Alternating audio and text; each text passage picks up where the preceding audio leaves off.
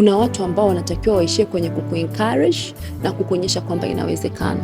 Kuanza kuleta ushindani na kutamani kuwa kama wao kutakupelekea kuwa heartbroken, kujiona kama hawezi, kujiona kama labda wewe una gundu fulani, una nuksi. Unajilinganisha na watu ambao wakikwambia tumeanza from the scratch yao na scratch yako ni scratch mbili tofauti. Mtoto wa Dangote sasa hivi akisema babangu hajanipa hata $1, nimeanza from the scratch. I hope you know scratch yake haifanani na kwako. Mwenzako ana mindset za kibillionaire, ameshakaa kwenye conversation nzito ambazo zimempa exposure, ana strategic relationships, anaaminika kirahisi. So kujilinganisha na mtu kama huyo unajiletea stress. Soma kwenye Biblia habari za Mfalme Suleiman. Mfalme Suleiman alikuwa na marafiki zake ambao wenyewe walikuwa ni wafalme.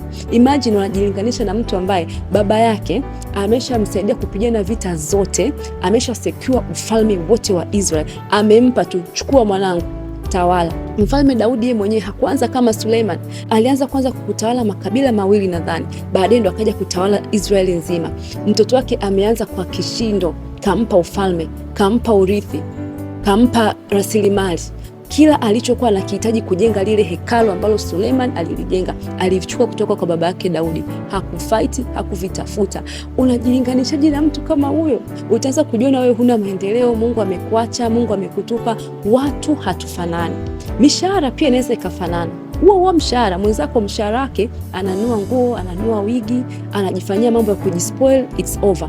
Wewe mshahara wako ndo ule, utume nyumbani, wasaidie sijui ndugu zako, hapo ufanye kila kitu. How comes unajifananisha na mtu kama huyo?